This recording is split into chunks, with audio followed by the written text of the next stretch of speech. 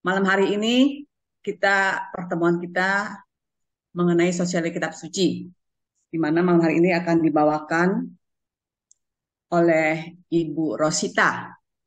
Dan bagi Bapak Ibu yang mungkin baru pertama kali tergabung, saya ucapkan selamat datang dan selamat bergabung. Semoga di kesempatan berikutnya masih bisa bergabung ya Bapak Ibu ya.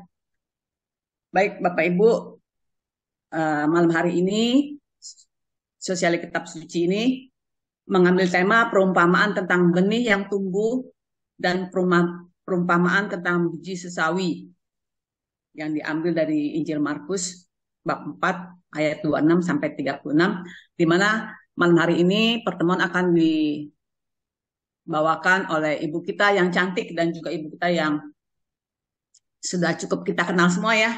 Nggak perlu diperkenalin kayaknya ya, Bu ya. Gimana? Nggak perlu diperkenalkan? Sudah pada kenal semua. Oke. Eh, Baiklah, kita nggak akan berlama-lama juga ya. Kita akan awali pertemuan kita malam hari ini dengan doa pembukaan. Kita satukan hati dan pikiran kita untuk doa pembuka. Karena Bapa, Putra, dan Roh Kudus. Amin. Allah Bapa dalam surga, segala puji dan syukur kami haturkan kehadirat-Mu karena kami boleh kau kumpulkan kembali pada pertemuan malam hari ini, Zoom Kitab Suci KKS Kelapa Gading, di mana malam hari ini kami akan mendengarkan pengajaran ataupun juga sosialisasi gokil yang akan dibawakan oleh Ibu Rosita Juwana. Tuhan, kiranya juga Engkau mengutus Roh Kudus-Mu untuk membimbing dan mengurapi Ibu Rosita, kiranya apa yang dibawakan, apa yang dipartakan itu sungguh berasal daripadamu. Tuhan, kami serahkan pertemuan ini dari awal, pertengahan hingga akhirnya. Kami juga berdoa untuk teman-teman yang belum sempat hadir, kiranya juga mereka juga boleh segera bergabung dan kiranya juga Engkau berkati apapun yang mereka kerjakan dimanapun mereka berada. Demikianlah ya Bapa, doa permohonan kami haturkan padamu dengan perantaraan Yesus Kristus, Tuhan dan Juru Selamat kami. Amin. Silakan Ibu Rosita, Bapak, Putra, dan Roh Kudus. Amin. Terima kasih Mariana, MC kita yang cantik. Saya Iya. share screen dulu ya, Bapak Ibu Oke, ya. makasih Ibu Rosita. Ya. Selamat malam Bapak Ibu. Malam, Bu Rosita. Ya. Hari ini saya mendapat tugas membawakan sosialisasi kitab suci lingkungan. Gokil. Bapak Ibu tahu ya, gokil apa ya? Ini kita udah berjalan tahunan loh, tapi banyak lingkungan yang belum tahu gokil apa. Ketika kita memandu, saya memandu, banyak yang masih bertanya-tanya, eh, apa ya? Gokil itu apa ya gitu. Jadi pada kesempatan ini saya akan sekalian memberitahu gokil itu adalah dari K3S supaya lingkungan-lingkungan itu dapat memperdalam kitab suci sambil bersharing dengan sesama teman-teman lingkungan ya Bapak Ibu ya. Kalau belum perlu bantuan dari kita tim KKS silakan hubungin kita. Tapi sebenarnya program ini untuk dari lingkungan kepada lingkungan teman sesamanya gitu ya. Materinya sudah ada, tinggal kita bersharing aja gitu ya Bapak Ibu ya. Kali ini yang saya akan bawakan temanya ini tentang perumpamaan benih yang tumbuh dan perumpamaan tentang biji sesawi. Kita lanjutkan ya. Nih saya dapat ini, gambar ini bagus ya. Bahwa benih dan biji sesawi itu tumbuh.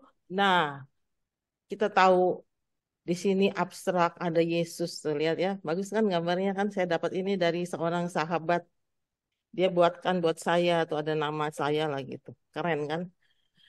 Ini kan ada Yesus di sini kan. Jadi benih maupun sesawi itu tumbuh. Kita harus percaya itu semuanya Yesus yang berkarya.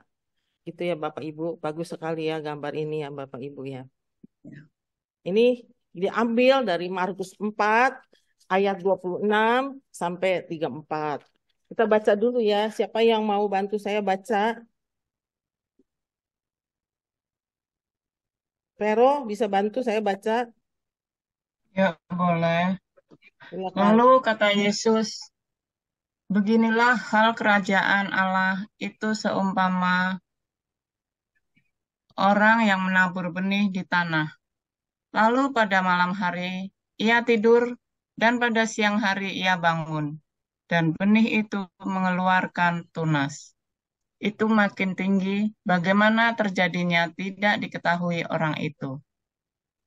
Bumi dengan ini hitam nggak kelihatan. Bumi dengan sendirinya Bumi dengan sendirinya mengeluarkan buah, mula-mula tangkainya, lalu bulirnya, kemudian butir-butir yang penuh isinya dalam butir. isinya dalam bulir itu. Apabila buah itu sudah cukup masak, orang itu segera menyabit, sebab musim menuai sudah tiba. Katanya lagi, dengan apa hendak kita membandingkan kerajaan Allah itu, atau dengan perumpamaan manakah setidaknya kita menggambarkannya? Hal kerajaan itu seumpama biji sesawi yang ditaburkan di tanah. Memang biji itu yang paling Kecil. kecil Di antara segala jenis benih yang ada di antara jenis benih yang ada di bumi. Tetapi apabila ia ditaburkan, ia tumbuh dan menjadi lebih besar daripada segala sayuran yang lain dan mengeluarkan cabang-cabang yang besar, sehingga burung-burung di udara dapat bersarang dalam Naungannya. naungannya. Ini hitam nggak kelihatan, Bu Ros. Saya lanjutkan ya. Dalam Ya. banyak perumpamaan semacam itu, Yesus memberitakan firman kepada mereka sesuai dengan kemampuan mereka untuk mengerti. Dan tanpa perumpamaan ia tidak berkata-kata kepada mereka. Tetapi kepada murid-muridnya ia menguraikan segala sesuatu secara tersendiri. Demikianlah sabda Tuhan. Terpujilah Kristus. Terpujilah Kristus. Sebelumnya, perikop sebelumnya, mari kita lihat ya. Itu tentang perumpamaan tentang seorang penabur. Jadi perikop sebelumnya kalau yang ini kan 26 sampai 34. Ini perikop sebelumnya Markus 4 dari awal ya. Nah, di sini di Matius juga ada, di Lukas juga ada tentang penabur benih. Tadi dikatakan ya di ayat 26 ya. Sekali peristiwa Yesus mengajar di hadapan orang banyak, katanya beginilah perumpamaan tentang kerajaan Allah. Ada orang yang menaburkan benih di tanah, berarti penabur benih ya. Jadi perikop sebelumnya itu Yesus memberikan perumpamaan tentang penabur benih. Siapakah penabur benih itu? Ya kan? Jadi di sini kita nanti kita akan tahu penabur benih itu siapa. Sekarang kita mau bicarakan tentang benih. Benih tumbuh secara rahasia. Tadi saya sudah katakan ya di depan ya bahwa benih maupun sesawi itu kan tanpa kita sadari tumbuh tiba-tiba itu kan tangan Tuhan. Tangan Tuhan, ada Tuhan di situ. Tidak ujuk-ujuk tumbuh gitu ya. Jadi bagian penabur adalah menabur. Benih tumbuh tanpa campur tangan dan kuasa manusia juga bumi dengan sendirinya menghasilkan buah. Kan banyak ya kadang-kadang kita bingung ya kalau kita lagi jalan-jalan ke arah misalnya ke Jawa, kita naik mobil. Itu kita bisa lihat pohon itu kok bisa numbuh tiba-tiba tanpa tanpa ditanam di jalanan. Nah, itu. Jadi ada dua kekuatan di dalamnya, kekuatan bumi dan benih itu sendiri. Dengan demikian mau dikatakan selain kekuatan bumi dan benih, tentunya ada sesuatu kuasa yang lebih dahsyat, yaitu kuasa Allah yang selalu hadir dengan caranya juga. Juga demikian dengan sejarah hidup manusia. Kita nggak ujuk-ujuk lahir ke dunia sebagai baby, itu dalam proses itu pasti ada tangan Allah, ada satu kekuatan Allah yang luar biasa sehingga melahirkan seorang manusia ke dunia. Begitupun dengan benih, gitu ya, Bapak Ibu ya. Kita lihat lagi di sini. Benih yang tumbuh ya secara rahasia. Nah, ini kita lihat di sini ya. Saya dapat gambar bagus sekali. Ini siap diutus, penabur-penabur yang siap diutus. Kalau dalam tadi kita bilang kan benih dan sesawi kan ya, perumpamaan ini ya. Tapi sebenarnya itu Yesus mengutus ini nih, para penabur ini untuk kerajaannya, pertumbuhan kerajaan Allah yang digambarkan sebagai benih yang ditaburkan dan dibiarkan bertunas, tumbuh, berbuah, dan dipanen pada musimnya. Pada bagian awal digambarkan ya, penaburnya pasif, dia hanya nabur aja gitu ya. Tahu-tahu berapa hari kemudian tumbuh sedikit gitu ya. Bagaimana kita diajak, coba kita renungkan untuk mengerti tentang perumpamaan ini. Coba yang simpel ya. Kita pernah prakarya disuruh bikin toge kan. Pernah kan Bapak Ibu suruh bikin toge dari kacang hijau, ditaruh kapas, diairkan, tiba-tiba bisa tumbuh toge. Itu kan luar biasa tuh. Tapi kita kan nggak anggap itu luar biasa. Oh biasalah kacang hijaunya pecah jadi toge. Sebenarnya kalau tidak ada satu kekuatan besar, yaitu Allah sendiri, itu tidak akan terjadi. Itu tidak akan terjadi gitu Bapak ya, Bapak Ibu ya. Nah ini lihat pasukannya nih, pasukan Yesus nih, penabur, para penabur ya, untuk kemuliaan kerajaannya. Gitu ya Bapak Ibu ya. Sekarang kita lihat ayat 27 ya. Ayat 27 tadi kan ayat 26 kan para penabur. Ayat 27 ini pada malam hari ia tidur dan pada siang hari ia bangun. Benih itu bertunas dan tumbuh. Bagaimana terjadinya orang tidak tahu. Ya kan?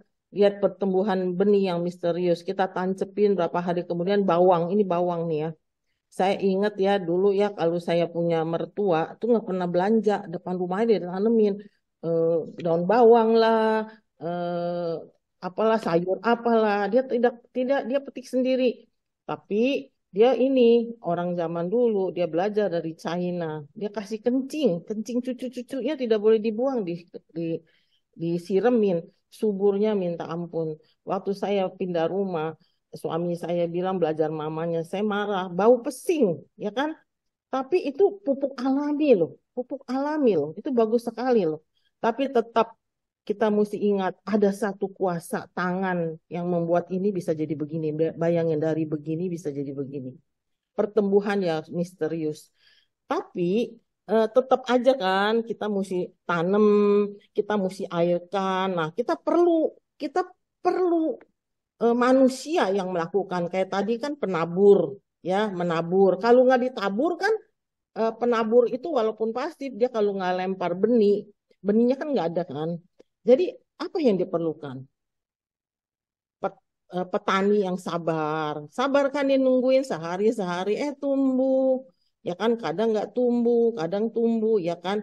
Terus yang udah pasti, dia mesti bekerja keras. Mesti bekerja keras, mengorek-ngorek tanahnya gitu kan ya. Jadi intinya penabur itu diberikan karakter yang bagus. Karakter bagus itu seperti apa? Bekerja keras, dia juga sabar, sambil melihat hasilnya. Kadang berhasil, kadang gagal juga gitu ya. Itu Tuhan Yesus itu menunjuk para penabur tadi ya yang siap-siap itu ya. Itu diberikan karakter. karakternya itu nggak sama. Seperti kita tahu kan, murid Yesus itu karakternya berbeda-beda. Tapi dengan masing-masing diberikan talenta yang berbeda. Jadi makanya kita itu mesti kerja teamwork, tidak bisa kerja sendiri. Ya, saya sendiri, si A sendiri, itu hasilnya tidak efektif. Jadi kita mesti teamwork dan karakter itu mesti ada untuk bekerja di ladang, baik di ladang untuk yang benar-benar ladang untuk tumbuh-tumbuhan maupun di ladang Tuhan, gitu ya Bapak Ibu ya. Sekarang lihat nih ya, ini lihat nih, ini nih kenapa saya ambil? Karena ini benar-benar banyak memori buat saya. Ini rumah saya yang lama, pohon jeruk balinya lihat luar biasa. Saya miss sekali sama ini. Tapi di sini saya mau cerita ya bahwa eh, ini tumbuh waktu saya pindah di rumah ini itu belum ada. Pohon ini tuh masih kecil. Tetapi ketika saya udah tinggal di sana kira-kira ya udah kira-kira lebih dari 10 tahun ya. Ini buah nonstop, nonstop sampai orang kalau lewat itu waduh bisa-bisa mandang-mandangin pohon ini gitu. Tapi dia kan tumbuhnya matangnya nggak barengan kan. Dia ada yang nama ini dinama ini, yang punya yang minta siapa, ini dinamain siapa gitu. Nanti pas matangnya kita kasih ke orangnya gitu. Ini luar biasa loh. Ini benar-benar milik milik kita nih, rumah lama kita nih. Bayangin, sampai mau masuk aja kita mesti mesti eh, orang bilang beri hormat dulu sama pohon ini, saking banyaknya, nggak bisa lewat. Luar biasa kan? Luar biasa. Kalau saya ketika saya merenungkan untuk membahas tentang perikop ini, saya tiba-tiba teringat sama pohon ini. Jujur, ya, saya sedih juga loh. Dulu saya sangat mengagumi pohon ini. Kalau keluar kita lihat hati bahagia gitu. Tapi di sini saya percaya sekali ada kekuatan Tuhan yang luar biasa. Dia tahu saya mau pindah. Dia tahu dia nggak mau membuat saya ada keterikatan. Sebelum saya pindah menjelang COVID, dia habis tidak berbekas. Hancur pohonnya. Ya, dimakanin apa tuh yang suka tok-tok kayu tuh. Binatang. Habis semua loh. Ini dulu bener-bener loh. Bisa ratusan loh sekali berbuah. Bapak Ibu kan iri kan lihatnya begini kan. Luar biasa. Saya miss juga sama ini. Tapi itulah Tuhan bilang jangan terikat walaupun dengan buah. Jadi dia hancurkan sebelum saya pindah. Itu ya Bapak Ibu ya. Nah, kemudian ya kita lihat ya di Markus 28 tadi kan 27 ya. Markus 28 itu dikatakan bumi dengan sendirinya mengeluarkan buah, mula-mula tangkainya, lalu bulirnya, kemudian butir-butir yang penuh isinya dalam bulir itu. Nah, sekarang saya mau lihat ya, saya mau mengatakan, maksud saya mau mengambil eh, bacaan pertama dari hari Minggu ini. Ini kan gokil ini hari Minggu tanggal 16 ya Bapak Ibu ya, bacaan Injilnya ya. Bacaan pertamanya itu dituliskan tentang Nabi Yehezkiel ayat sekian. Saya bacakan di sini ya. Ini luar biasa. Kalau di sini kan dikatakan bulir bulir bumi dengan sendirinya mengeluarkan buah, mula-mula tangkainya, lalu bulirnya, kemudian butir-butir yang penuh isinya dalam bulir itu. Kalau Yehezkiel mengatakan, beginilah firman Tuhan Allah. Aku sendiri akan mengambil sebuah carang dari puncak pohon aras yang tinggi dan menanamnya. Aku mematahkannya dari pucuk yang paling ujung dan yang paling muda. Dan aku sendiri akan menanamnya di atas sebuah gunung yang menjulang tinggi ke atas. Di atas gunung Israel yang tinggi akan kutanam dia, agar ia bercabang-cabang dan berbuah menjadi pohon aras yang hebat. Segala macam burung dan yang berbulu, bersayap tinggal di bawahnya. Mereka bernaung di bawah cabang-cabangnya. Maka segala pohon di ladang akan mengetahui bahwa aku Tuhan merendahkan pohon yang tinggi dan meninggikan pohon yang rendah. Membuat pohon yang tumbuh menjadi layu kering dan membuat pohon yang layu kering bertaruh kembali. Aku Tuhan yang mengatakannya dan akan membuatnya. Kalau lihat dari perikop ini, ya benar-benar Nabi Yesekiel itu bernubuat bahwa Tuhan Allah itu ya, yang membuat tanaman itu hidup atau mati. Pohon aras itu apa, Bapak Ibu? Pohon aras itu pohon cemara, ya. Jadi di sini kita bisa melihat ya bahwa segala sesuatu itu tanpa kuasa Tuhan itu tidak akan tumbuh. Apapun itu ya Bapak Ibu ya. Ini dipertegas lagi di bacaan pertama Minggu tanggal 16 itu Bapak Ibu. Sekarang kita lihat apa hubungannya nubuat Yehezkiel dengan pohon aras. Nubuat Yehezkiel itu yang mengatakan bahwa Israel akan menjadi seperti pohon aras, pohon cemara yang sangat hebat, tinggi, mulia. Kayu arasnya itu, pohon aras ini kan punya kayu. Kayunya itu digunakan untuk membangun istana dan tempat ibadah dan bait Allah di zaman dulu. Pohonnya itu, ya kan? Pohon aras ini sering disebut di kitab suci dan melambangkan kekayaan, kekuatan, keamanan dan sebagai simbol kerajaan Mesir. Ini di Yesaya 31 1 sampai 9 ya. Ada di situ ya. Sekarang kita balik perumpamaan tentang biji sesawi yang dikatakan Yesus di perikop ini. Apa hubungannya biji sesawi dengan pohon aras? Itu sangat kontras. Biji sesawi itu kecil sekali. Dan ternyata kalau biji sesawi itu dia hidup itu tuh seperti semak-semak gitu loh. Tidak tinggi seperti yang dikatakan di kitab suci. Aslinya itu dia seperti semak-semak yang tidak ada artinya. Kalau semak-semak diapain sih Bapak Ibu? Kalau kita pergi camping apa semak-semak itu kan diinjek-injek ya. Kering kerontang gitu ya. Dan biji sesawi itu kecil. Kenapa Yesus memakai perumpamaan biji sesawi, sedangkan Yehezkiel ini memberi perumpamaan tentang pohon aras yang luar biasa, yang tinggi. Kalau kita lihat pohonnya aja kita mesti dongak gitu kan. Kalau ini kan yang di bawah gitu. Kenapa? Yesus mau menunjukkan kerajaan Allah tidak akan seperti yang diharapkan banyak orang, yaitu kerajaan yang hebat, yang tak terkalahkan, ya seperti pohon aras hebat gitu ya menjulang tinggi. Tetapi Yesus mau menunjukkan kerajaannya dengan biji sesawi yang rendah. Seperti gereja yang menunjukkan kerajaan Allah meskipun ya menderita, dianiaya dengan sangat mengerikan dari zaman dulu sampai zaman sekarang. Ya, kita orang Kristen termasuk gereja dipersekusi, ya kan? Baru-baru ini kita dengarkan orang Rosario di dipersekusi, ya kan? Itu dinubuatkan memang gereja itu gereja yang dianiaya.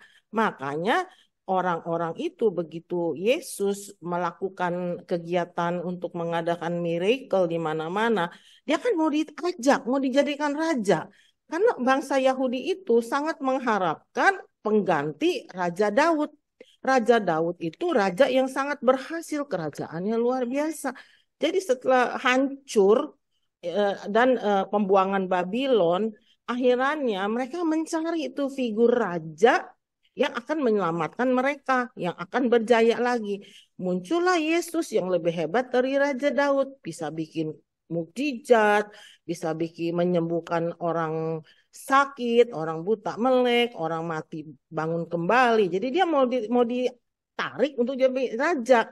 Makanya banyak orang tidak mengerti. Lihat nih ya, pohon aras seperti ini nih, tinggi, menjulang, gagah perkasa. Sedangkan biji sesawi itu semak-semak gitu. Ya kan? Kontras sekali kan? Jadi gereja itu akan selalu ditunjukkan sama Yesus bahwa perumpamaannya itu bukannya pohon aras, biji sesawi. Karena apa? Karena memang bukan itu gereja di dunia, kerajaan Allah di dunia itu, bukan cemerlang seperti itu yang tak terkalahkan gitu. Bukan itu maksudnya Yesus. Tapi makanya dikasih tahu tentang perumpamaan kepada orang banyak. Sehingga banyak orang yang tidak mengerti. Ya kan? Allah terus berkarya menumbuhkan kerajaannya oleh anugerahnya. Walaupun dipersekusi, walaupun kecil, tapi Yesus mau menunjukkan kerajaan Allah itu lebih hebat dari kerajaan dunia. Walaupun bukan gemerlap, bukan seperti hebat kayak kerajaan-kerajaan di dongeng, bukan itu yang dia mau, ya kan? Jadi eh, kerajaan Allah itu ya tidak tergantung pada tidak tergantung pada kuasa manusia. Justru ini yang mau ditonjolkan dalam perumpamaan ini. Benih itu mengeluarkan tunas dan tunas itu makin tinggi bagaimana tidak diketahui. Ya itu kan di ayat 27 kan. Dengan demikian diajarkan kepada kita agar membiarkan benih itu tumbuh dengan kuasa ilahi yang ada di dalamnya. Itulah cerminan kerajaan Allah.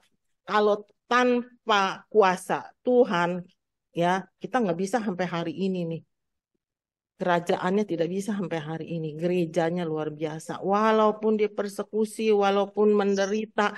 Bayangin sekarang sudah lebih dari 1 miliar orang Kristen di dunia. Itu dari apa? Dari benih yang kecil. Makanya Yesus menunjukkan benihnya itu biji sesawi. Ya, bukan pohon aras yang besar. Itu ya Bapak Ibu ya. Anggaplah ya kita ini ya penabur itu bisa juga menjadi tanah yang baik. Ditaburi benih oleh Yesus untuk kita mewartakan firman-Nya, menjalankan tugas kita agar benih itu tumbuh dan menghasilkan buah pada musimnya.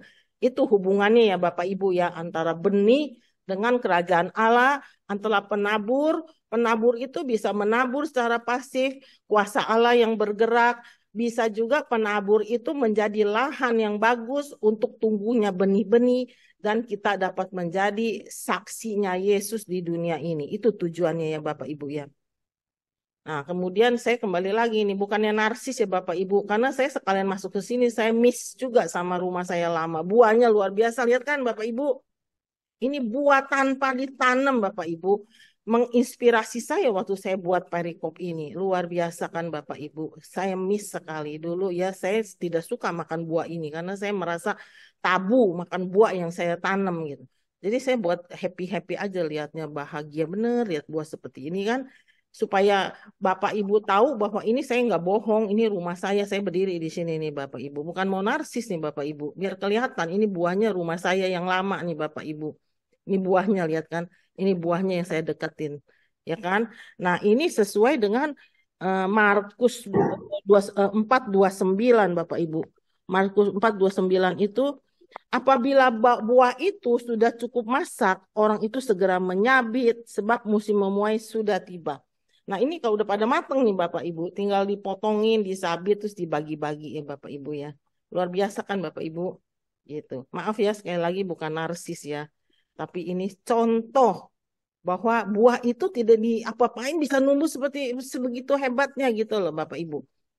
Nah, sekarang kita lihat Markus 29 itu kan pada waktunya musim menuai sudah tiba akan dipotong, disabit ya kan. Kayak buah itu tadi ya udah matang dibagi-bagi dipotong kan. Nah, ini ada satu ayat di Yoel 3:13 ya. Ayunkan sabit sebab sudah masak tuayan. Marilah, iriklah sebab sudah penuh tempat anggur, tempat-tempat pemerasan kelimpahan sebab banyak kejahatan mereka. Ini hubungannya apa Bapak Ibu antara buah dengan ayunkan sabit? Itulah nubuat Nabi Yoel bahwa ya kalau tuayan sudah matang ya itu kita mesti memotongnya ya kan? Tempat pemerasan berkelimpahan sebab banyak kejahatan mereka. Asal enggak terkontaminasi, hancur semua. Ibaratnya ya Bapak Ibu ya begini, kita itu dijadikan penabur firman. Kita mesti menabur firman supaya orang-orang itu mengenal Yesus, mengenal karyanya. Kalau enggak, lama-lama kita kalah dengan kuasa-kuasa jahat itu. Mereka habis karena mereka jahat sekali. Jadi kita itu bersaing dengan kekuatan putih dan kekuatan hitam. Kita ini mewartakan seperti ini. Tadi saya mau mau memulai ini, saya berdoa agar saya bisa membawakan dengan baik. Itu aja perut mules. Itu caranya apa? Karena ada sesuatu yang membuat membuat saya tidak siap untuk membawakan. Itu salah satunya, Bapak Ibu. Kalau kita tidak bawa dalam doa dan kita membawakan firman Tuhan, kita itu dihantam dulu, Bapak Ibu. Kan ini sesuai nih ya. Tuayan sudah banyak. Artinya apa? Artinya manusia-manusia itu perlu diberikan firman, dikasih dirangkul agar mereka tidak diambil sama orang-orang jahat itu. Gitu loh Bapak Ibu. Memang tidak mudah kita untuk merangkul mereka. Tapi dengan cara seperti ini, kayak kita nih ya, KKS Kelapa Gading, tiap minggu ada Zoom untuk mewartakan dengan keterbatasan kita. Biar Tuhan yang berkarya, sama balik lagi, kita penabur. Nanti Tuhan yang berkarya, taburannya itu berbuah. Jadi kita menabur, kita nggak tahu di depan sana ada orang mendengarkan firman ini. Kita bicaranya terbatas karena ada Tuhan yang berkarya, akhirnya dia bertobat. Kita nggak pernah tahu loh Bapak Ibu. Ya, jadi kita lakukan saja tugas kita dengan tulus, dengan segala keterbatasan kita, biarlah Tuhan yang menggenapinya. Gitu ya Bapak Ibu ya. Nah, sekarang kembali kita ke perumpamaan yang kedua tentang biji sesawi. Tadi benih ya Bapak Ibu ya, sekarang biji sesawi. Biji sesawi itu kecil seperti ini. Kalau orang pernah ke Yerusalem, pasti kan ada yang jual tuh ya, item-item gitu ya. Biasa orang suka sebagai souvenir. Biji sesawi ya. Markus 30 sampai Markus 4 30 sampai 34. Seperti ini biji sesawi ya. Tapi di gambar ini kan kecil dari jadi sebesar ini ya. Sebenarnya itu kontradiksi itu Bapak Ibu. Yang benarnya ini biji sesawi ini cuma jadi semak-semak gitu, nggak gede seperti ini. Yesus menggambarkan ini untuk kerajaannya, walaupun sekecil ini bisa jadi besar gitu. Itu ya. Jadi ini antara biji biji dengan perkembangan dan benih dengan kerajaan Allah gitu ya. Dia mau menunjukkan kerajaannya itu bisa seperti begini. Bayangin ya, bisa miliatan loh orang Kristen loh. Dari berapa? Dari murid Yesus yang tadi kan yang siap menabur itu tadi yang gambar yang tadi saya kasih itu ya. Luar biasa kan ya Bapak Ibu ya. Sekarang kita lihat ya. Pertumbuhan kerajaan Allah ya. Seperti tadi saya katakan digambarkan sebagai biji sesawi. Biji yang terkecil dari segala jenis biji. Pengajaran Yesus bukan untuk verifikasi ilmiah tentang perbandingan ukuran pohon sesawi dengan jenis pohon lainnya. Tetapi kontras yang ditunjukkan dari benih kecil tetapi menghasilkan pohon besar. Bagaimana kita diajak memahami maksud perumpamaan ini. Itu seperti tadi saya katakan ya Bapak Ibu ya. Bukan ujuk-ujuk sesawi langsung gede seperti ini. Bukan Bapak Ibu. Ya, dia sebagai semak belukar. Yesus mau menunjukkan kontrasnya dengan nubuatnya Yehezkiel tentang pohon aras. Itu ya Bapak Ibu ya. Jadi kita memahaminya bahwa seperti penabur firman yang sedikit bisa luar biasa hebatnya. Gitu ya Bapak Ibu ya. Kerajaan Allah, nih ayat 30. Kerajaan Allah dan kerajaan surga. Kerajaan Allah dan kerajaan surga, ini kan digambarkan seperti ini. Kita juga nggak pernah tahu ya di surga itu seperti apa ya. Tapi sebenarnya yang Yesus mau tunjukkan kerajaan Allah itu harus kita dirikan di dunia ini. Caranya gimana? Ya caranya itu kita itu yang dipakai sebagai tadi kan sarana kan, lahan untuk berdirinya kerajaan Allah. Nah, itu kita. Atau kita bisa jadi penabur, ya kan? Talenta itu diberikan Tuhan berbeda-beda. Kayak Pak Doni, pewarta, ya kan Pak Doni, kayak kita lahan, kayak KKS Kelapa Gading menyediakan sarana untuk Zoom. Itu lahan supaya kerajaan Allah terbentuk. Ya, bukan berarti kerajaan Allah itu kita dapatkan nanti setelah kita hidup kekal. Tapi kita harus bentuk kerajaan Allah selama kita masih hidup di dunia ini. Nah, sekarang nih ya, tadi kan saya bilang kan gereja yang dianiaya. Nah, 2 Korintus 5:10 ya, itu dikatakan kita memang harus dianiaya. Mengikut Yesus itu dari zaman dulu, bayangin ya, murid Yesus itu dipilih 12 orang. Kemudian 70 orang. Tambah banyak akhirnya sampai ke kita sekarang ini ya kan ya. Kenapa begitu susah hidupnya mereka mau jadi martir? Hari ini, Injil hari ini membicarakan tentang martir. Kenapa orang mau jadi martir? Bingung kan? Dan seperti kita lihat, murid Yesus 12 itu berbeda-beda karakternya. Ada pengkhianat, Yudas, ada yang sering ngelak, Petrus, ya kan, menyangkal, ada yang tidak percaya, Thomas, ya kan. Nah, itu semua dianiaya hidupnya. Petrus wafat, disalib, dan dia tidak mau seperti Yesus, dia palanya di bawah, kakinya di atas. Paulus dipenggal. Kalau kita pernah mengunjungi Trevi Fountain, ada 3 sumur. Karena palanya Paulus itu waktu dipenggal loncat 3 kali. Itu sumur itu fountain sih bilangnya. Tidak pernah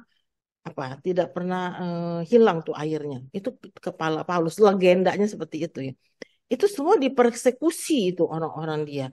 Nah, di sini dikatakan nih di 2 Korintus 5:10, kita harus menghadap tata pengadilan Kristus supaya setiap orang memperoleh apa yang patut diterimanya sesuai dengan yang dilakukannya dalam hidupnya ini, baik ataupun jahat. Itu maksudnya apa? Para murid Yesus itu sampai berani jadi martir. Kita percaya sekarang mereka sudah hidup abadi sebagai santa karena kehidupan mereka di dunia walaupun dipersekusi dia tetap setia, ya kan? Karena kita tahu kita nanti akan mengalami penghakiman individual ya. Yang penghakiman itu kan untuk semua orang, untuk kita semua. Ya, tidak lihat status sosial, tidak lihat kaya miskin, tidak lihat pinter bodoh, pendidikannya apa, itu tidak ada gunanya lagi nanti karena semua akan dihakimi. Yang menghakimi siapa? Yesus berdasarkan perbuatan seseorang ketika masih hidup. Jadi intinya walaupun kita dipersekusi, ini kan surat Paulus. Paulus mengatakan bahwa apapun yang engkau alami, banyak tuh surat-surat Paulus semua memberi kita peringatan, memotivasi kita bahwa memang ikut Yesus itu nggak mudah, dipersekusi, di, eh, di apa ya, ditangkap, dipenjara itu yang dialami kan. Tapi tetap iman harus berbuah. Tidak bisa tanpa buah itu kita mengalami penghakiman terus memperoleh hidup yang abadi. Tidak bisa karena sesuai dengan sesuai dengan yang dilakukan dalam hidupnya ini baik ataupun jahat. Ini 2 Korintus 5:10 ini surat Paulus nih ya.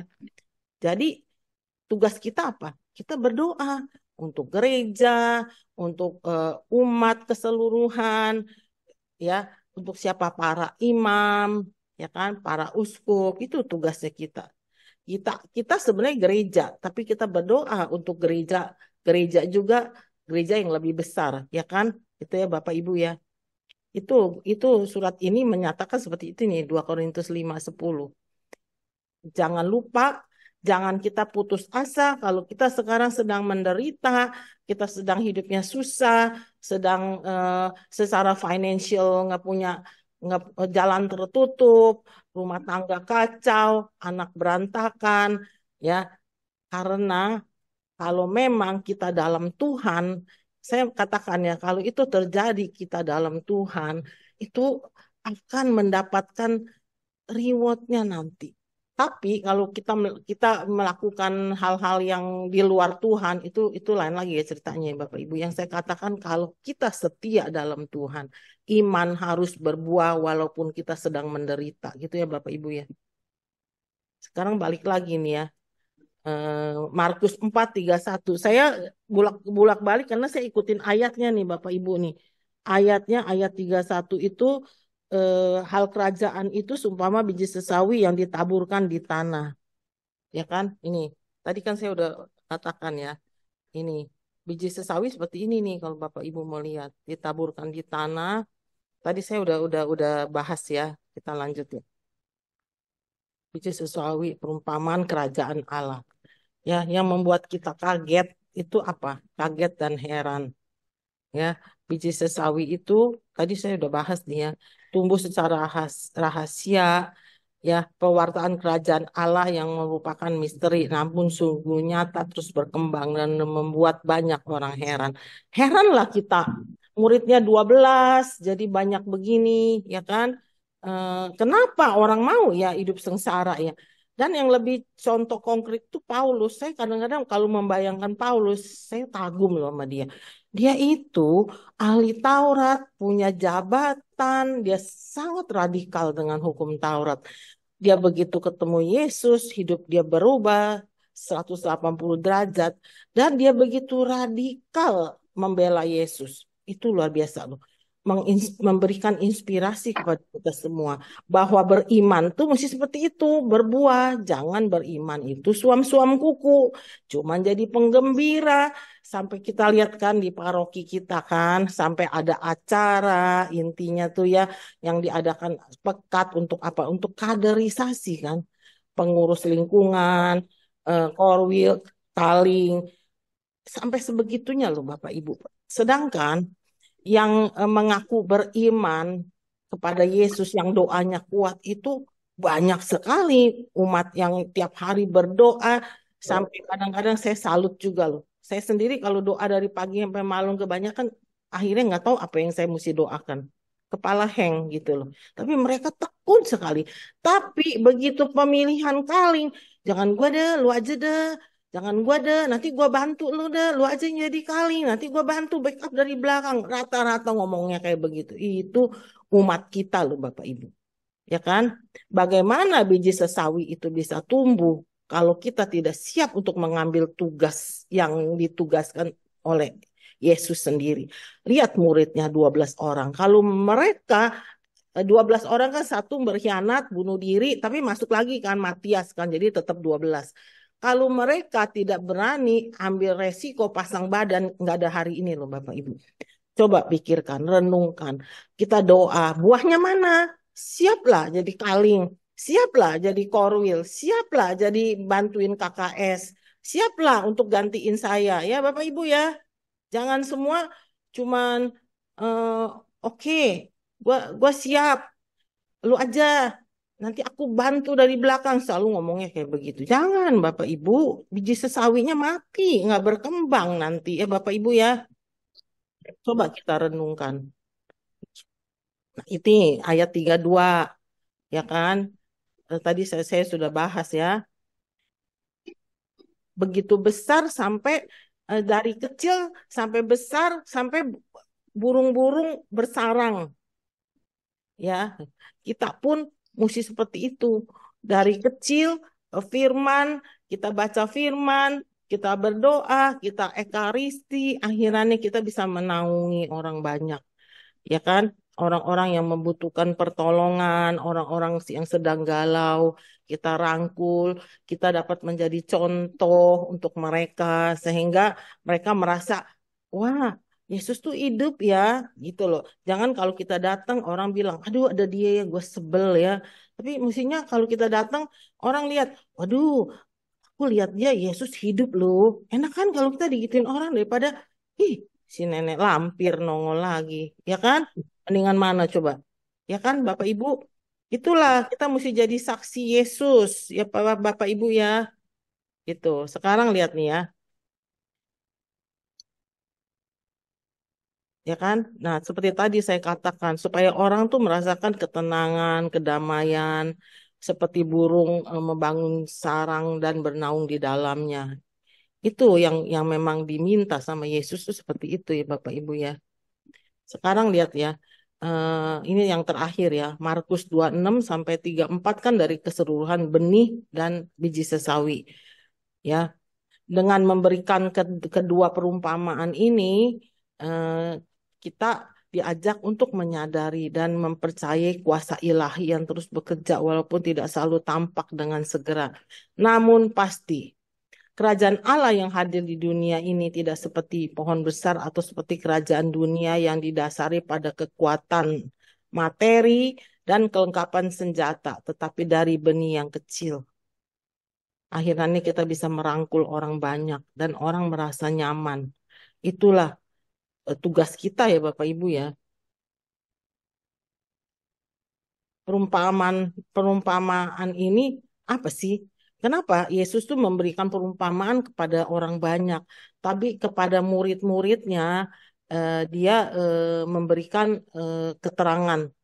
Kalau sama orang lain ya, Yesus memberikan perumpamaan kepada orang banyak sesuai dengan pengertian mereka. Tetapi kepada muridnya dia menguraikan segala sesuatu secara tersendiri. Jadi artinya apa? Artinya perumpamaan itu tetap tersembunyi bagi orang, tergantung apa? Iman masing-masing. Kalau kita tidak percaya, ya, kita tidak bisa memahami perumpamaan itu apa, ya. Tapi kepada murid-muridnya rahasia ini diungkapkan. Tujuannya apa? Tujuannya apa? Yesus mengungkapkan eh, eh, kepada muridnya, tetapi menyembunyikannya pada orang banyak. Apa tujuannya? Ya kan? Pertama, tergantung eh, penangkapan orang, iman masing-masing. Ya kan?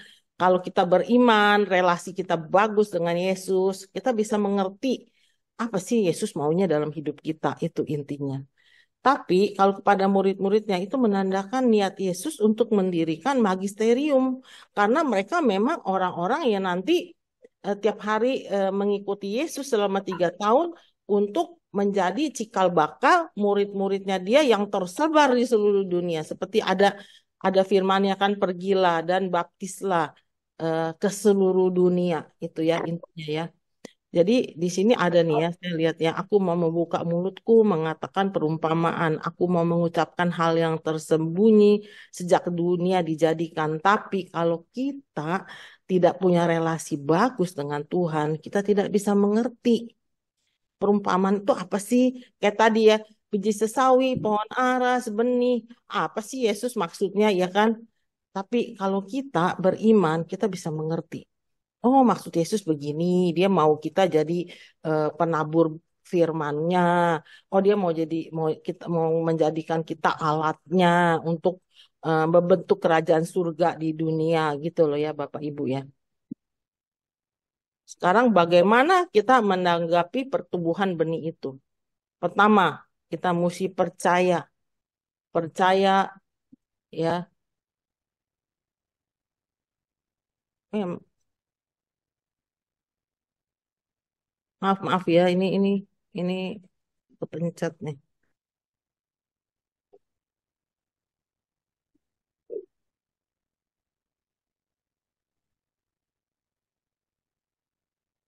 Nah, kita mesti percaya ya bahwa Allah terus bekerja dan firman-Nya disampaikan tidak akan kembali dengan sia-sia tetapi akan berbuah. Faithful, setia dan percaya, berusaha mewartakan dan menghadirkan kerajaan Allah di tengah keadaan sulit sekalipun. Ditolak, dicuekin, tidak diperhitungkan, meskipun hasilnya sepertinya tidak tampak karena bagian kita adalah menabur, pertumbuhannya ada dalam kuasa Allah. Ya Bapak Ibu ya, kita jalanin aja tugas kita. Kadang-kadang saya lihat ya, orang worry, waduh lingkungan yang datang 4 orang. 4 orang itu bisa jadi ribuan orang. Kita percaya dengan imannya mereka. Itu 4 orang dipilih Tuhan untuk mewartakan. Kita nggak tahu bagaimana caranya karya Tuhan itu membuat apa ya besar gitu ya. Itulah, nggak usah khawatir Bapak Ibu kalau di lingkungan, oh gokil nggak jalan nih, yang datang cuma 4 orang, nggak apa-apa 4 orang jalanin aja, ya kan?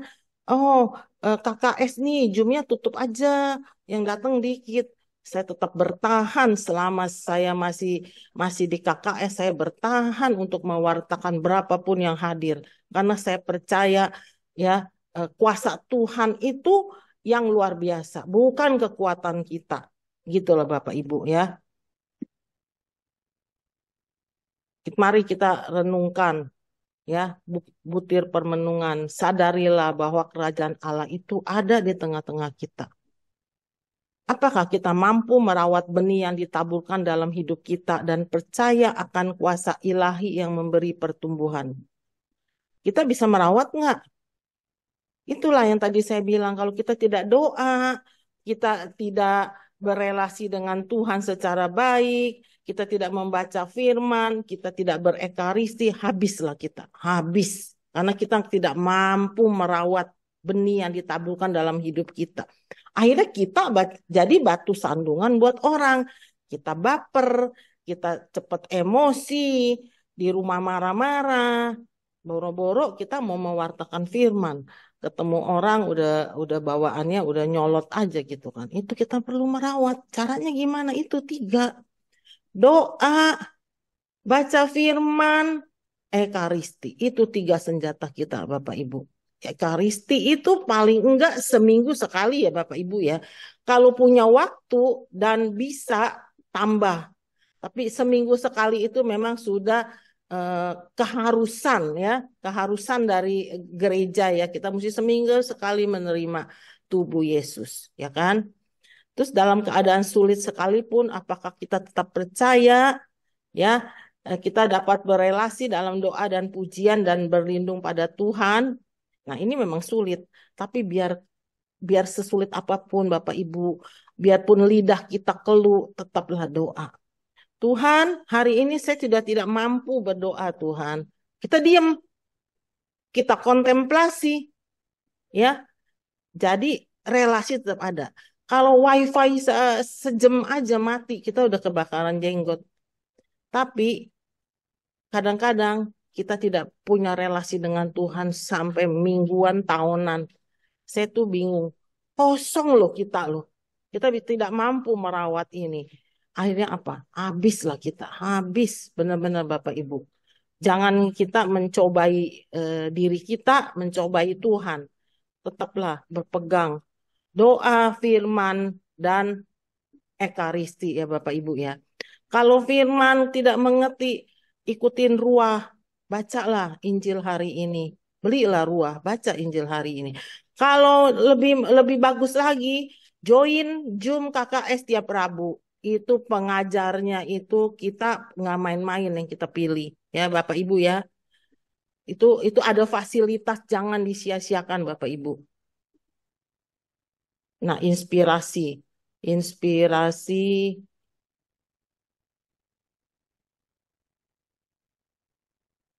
ya, inspirasi coba kita pikirkan. Percaya pada proses Tuhan, ya. Kita lakukan bagian kita. Sisanya biarkan Tuhan yang menyelesaikannya. Terus kesabaran, ketekunan adalah kunci dalam pertumbuhan spiritual dan pengembangan karakter.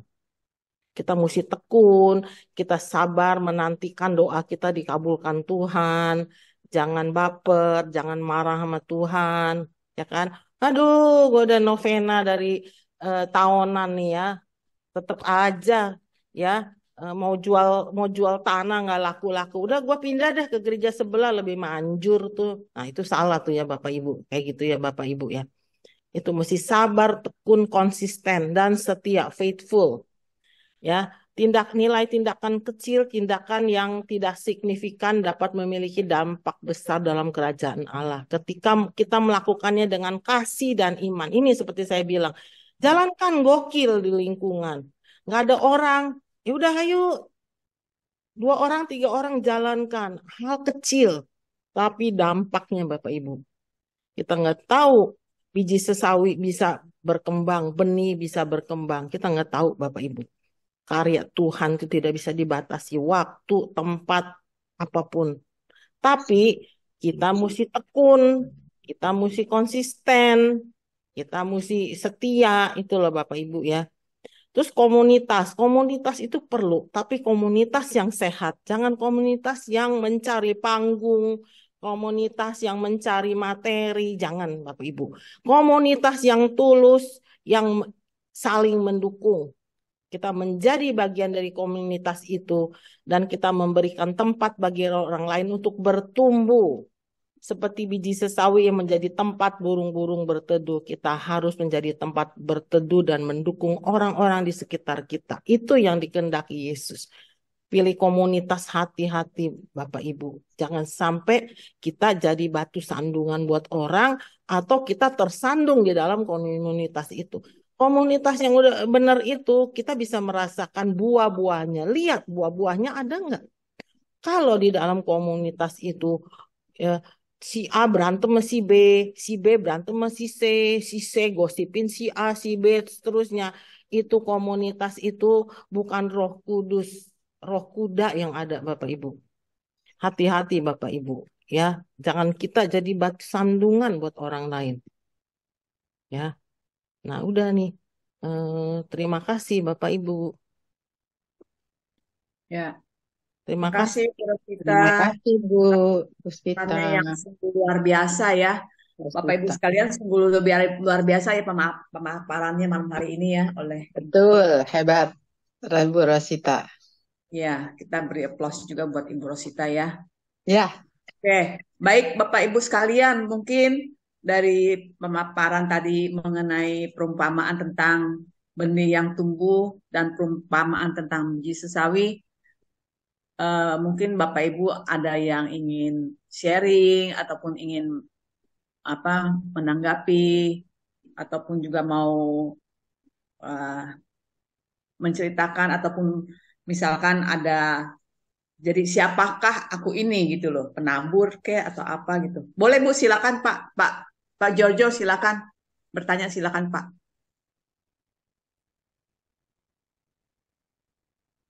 Silakan Pak.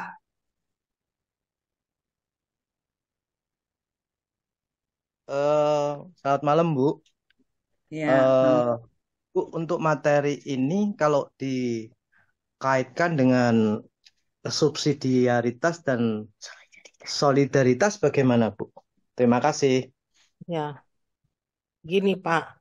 Subsidiaritas itu kita melakukan sesuatu, misalnya ya kayak tadi ya, gokil itu, lakukan di lingkungan, nggak usah tunggu romo, nggak usah tunggu paroki yang bergerak, kita yang bergerak lingkungan, mengadakan gokil, kumpul-kumpul sesamanya, dan kemudian saling sharing, dan itu namanya subsidiaritas, Pak.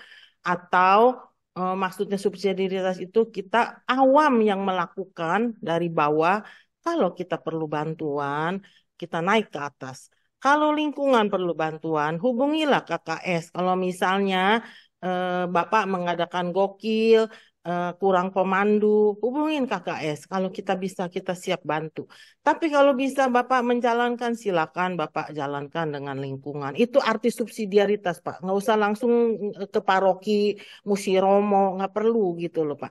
Tapi gereja maupun seksi-seksi akan mendukung lingkungan sepenuhnya gitu loh, Pak. Itu arti dari subsidiaritas. Kalau solidaritas kan Bapak tahu kan kita solider dengan teman-teman selingkungan, teman yang lagi sakit, teman yang perlu pertolongan, itu namanya solidaritas ya Pak ya.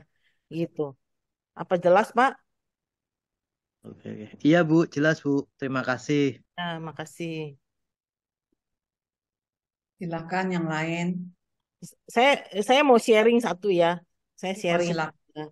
Eh, Seperti Bapak Ibu mungkin tahu ya Bapak Ibu ya bahwa kita tuh punya komunitas Living Word namanya ya, komunitas difabel ya kan. Itu komunitas itu dari satu orang Wawan yang sakit, kita ketemu satu orang Mas Adi sampai sekarang kalau kita kumpul itu 80 orang loh Bapak. Itu seperti biji sesawi. ya kan? Seperti benih yang kita juga nggak tahu taburnya di mana, tapi kita percaya sekali tangan Tuhan tuh hadir tiap saat, tiap saat untuk menumbuhkan benih itu jadi pohon-pohon cemara itu loh, Bapak Ibu. Itu konkret ya. Kenapa saya mau sharing di sini? Itu konkret cocok benar dengan perikop ini. Bahwa kita jangan mikir yang gede-gede. Coba ya, kalau saya lagi pikir ya, kalau mereka, kita sekarang udah punya kur, udah ada yang membimbing difabel kur ya, dengan keterbatasan kita, keterbatasan mereka. Kalau saya lagi merenung, ketika saya membuat membuat perikop ini, saya renungkan juga. Waduh, selain buah tadi yang di rumah selama saya merenungkan difabel ini. Kenapa? Waduh, itu ya. Coba kalau saya bilang, Bu Eti, kita dirikan kur yuk, kur difabel. Ayo kita bikin pengumuman. Siapa yang mau datang? Nggak semudah itu, Bapak Ibu. Percaya nggak? Tapi sekarang kita kur ini, kita benar-benar mesti membuat mereka profesional karena saya pikir jangan orang melihat mereka karena belas kasihan. Mereka itu punya talenta. Jadi kita mau mendidik mereka disiplin dan bahwa ya kalau dia disiplin, Tuhan berkarya, dia bisa jadi pohon aras. Bukan hanya pohon-pohon semak-semak gitu. Itu sharing saya ya Bapak Ibu. Karena sekarang ini kalau lihat mereka kur, saya bahagia. Karena saya lihat, waduh, luar biasa ya. Dari satu orang, Wawan telah almarhum. Dan kita ketemu satu Mas Adi. Mas Adi kita doakan ya, sekarang dia lagi di opnam. Kondisinya ya begitulah gitu ya. Kita doakan biar dia dipulihkan ya Bapak Ibu. Tapi dari kita bertemu saya, Bu Eti, adik 3 orang itu ngomong-ngomong di warung kopi, nggak tahu mau ngapain hanya untuk mau nolong Wawan. Sekarang bisa kur sedemikian bagus.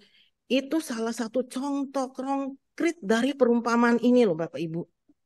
Biji sesawi dan benih yang kita tidak tahu kapan tumbuhnya, kita hanya Tuhan meminta kita tebarkan. Bisa seperti itu. Itu contoh konkret itu ya. Seperti tadi saya udah sharingkan pohon jeruk Bali saya itu ya.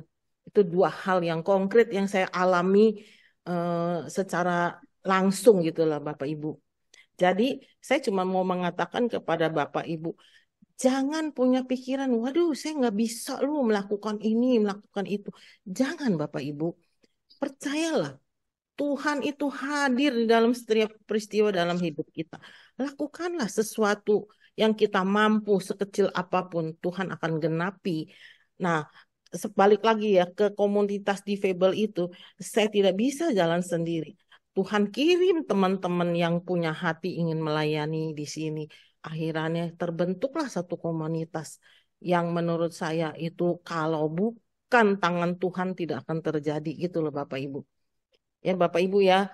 Jadi eh, semangat ya Bapak Ibu ya karena paroki kita ini lagi mencari para pengurus nih. Udah mulai nih Bapak Ibu. Siap lah, siap. Dimanapun Bapak Ibu berada siap untuk melayani ya Bapak Ibu ya. Terima kasih. Kasih luar biasa ya, Bapak Ibu sekalian. Oke, mungkin ada yang lain. Ada situ ada Ibu Eti, ada Paulus. Silakan Ibu Bapak, biar suasananya hidup nih.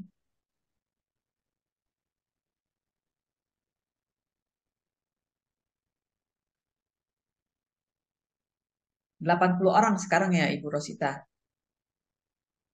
Living Word. Misa tiap Sabtu itu kurang lebih 80-an yang hadir. Berikut itu ya, berikut pendamping ya.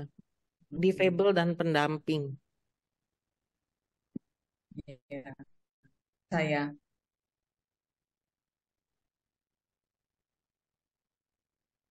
Ayo silakan Bapak Ibu, ada yang mau sharing atau ada yang mau nambahin apa tadi yang saya paparkan, ditambahin juga boleh. Di sini banyak pakar-pakar nih, ayo tambahin. Ada Pak Agus tuh. Saya mau nanya, Mar, Silakan Pak Harun. Bu Rosita, Hmm. penjelasan Bu Rosita sudah jelas.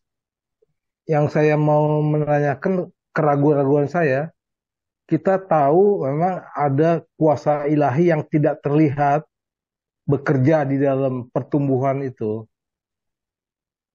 pertumbuhan biji sesawi maupun benih yang ditaburkan. Tetapi yang saya ingin menanyakan ini peranan manusia, ada yang menyiram, ada yang memangkas keranting-rantingnya, ada yang mencabuti rumput-rumput yang nggak berguna, ada yang mengorek-ngorek supaya lebih subur, dan lain-lain. Itu peranan mereka itu kira-kira sebagai apa ya? Karena memang Ibu udah ngomong tadi mereka itu yang kayak begini, ini mungkin sebagai tangan alat daripada Tuhan untuk menjalankan fungsi masing-masing, ambil bagian gitu. Apakah begitu kira-kira maknanya? Terima kasih. Ya, ya Pak Harun, kita kan diciptakan Tuhan itu kan dengan talenta yang berbeda ya Pak Harun ya. Ada orang yang bisa berani untuk mewartakan, ada orang yang eh, kalau tanpa dia kita tidak bisa jalan, misalnya dia di bagian back office kalau di company gitu kan. Itu bagus juga Pak Harun. Kayak kayak benih ya. eh, kita kita ngomong deh ya, firman ya. Kan tadi saya udah kasih gambar kan, murid diutus, bayangin 12 murid diutus, Yesus aja tidak jelas. Ada yang akhirnya ada yang mengkhianati dia kan, tadi saya udah katakan ya. Tetapi dia percaya orang-orang itu akan berkembang menjadi alatnya dia karena dia hadir gitu loh. Eh, ada yang berani ada yang berani mewartakan ya. Nah, kita ngomong jangan jangan mewartakan dulu, kita ngomong benih, ya kan? Dikasih benih, kita mau apa ini? Itu kan tergantung kreativitas kita, Pak Harun. Kita dapat benih, terus kita taruh doang di meja, ya nggak jadi apa-apa kan, Pak Harun? Sama aja pelayanan, kita ditunjuk tapi kita nggak mau, nggak jadi apa-apa. Kalau semua seperti itu nggak akan terbentuk kerajaan Allah, ya nggak, Pak Harun? Tapi makanya saya bilang tadi perlu karakter seseorang untuk bisa menjadi apa ya alatnya Tuhan. Kalau benih itu petani, petani itu luar biasa loh, ya kan? Dia tancepin benih, tiap hari dia bisa datengin, dia lihat, oh belum tumbuh, dia sabar, dia pulang. Besok dia lihat lagi, oh belum tumbuh juga, ya. Kalau nggak sabar itu nggak jadi itu. Ah udahlah, nggak tumbuh-tumbuh, udahlah. Saya nggak mau balik lagi. Tahu-tahu udah layu, ya nggak Pak Harun? Atau dia datang, dia sirami. Kayak contoh ya yang tadi ya pohon saya itu, saya sering ajak ngomong loh itu pohon saya, pohon jeruk itu. Aduh, ini pohon buahnya begini bagus. Terima kasih ya, udah menjadi inspirasi bagi banyak orang. Semua orang melihat pohon ini semua pada pada mengagumi. Saya sering ngomong sama pohon itu, Pak Harun. Tambah banyak buahnya, Pak Harun. Itu rumah saya itu segitu aja, sekeliling itu buah. Nggak habis-habis, Pak Harun. Saya juga aneh. Saya aneh. Bener-bener aneh. Tapi sekarang hari ini saya percaya bahwa tanpa tanpa campur tangan Tuhan itu tidak akan terjadi. Ya mungkin waktu saat itu terbentuk kan saya belum membawakan perumpamaan ini ya. Begitu saya bawa perumpamaan ini, saya jadi langsung ingat, oh ya Tuhan itu berapa tahun yang lalu sudah memberikan saya satu kesaksian gitu loh. Nih ya, tapi waktu itu saya tidak menyadari jujur loh, Pak Harun, bahwa itu semua Ya. terbentuk karena Tuhan buah saya bisa banyak gitu. Saya tidak pernah bersyukur sama Tuhan, jujur aja. Tuhan bersyukur ya, buah saya banyak, tidak pernah loh. Sekarang baru saya sadari bahwa itu tangan Tuhan yang berkarya. Jadi luar biasa sih Pak Harun. Saya berterima kasih bisa bawakan perikop ini. Jadi saya dulu kurang ajar juga ya, saya tidak bersyukur sama Tuhan, buah saya banyak gitu Pak Harun. Ya kan? Ya, Padahal itu betul. tanpa Tuhan tidak akan terjadi. Gitu ya Pak Harun ya.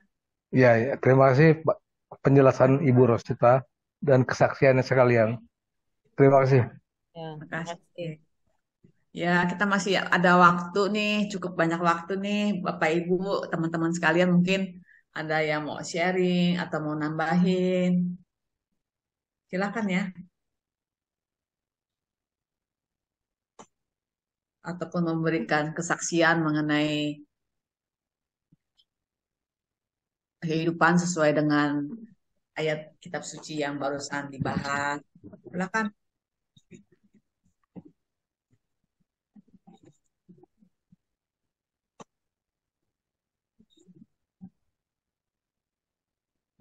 Ayo Bapak Ibu, sharing juga ini loh, menaburkan loh, sharing. Sharing Kesaksian. menaburkan firman, ya kan? Ya udah MC aja, sharing dulu MC Mariana. Ayo silakan. Saya belum ada kepikiran buat sharing nih, Bu. Terus terang. Tadi saya cuma tancap aja bahwa ketika kita beriman, kita memang harus berbuah. Itu aja.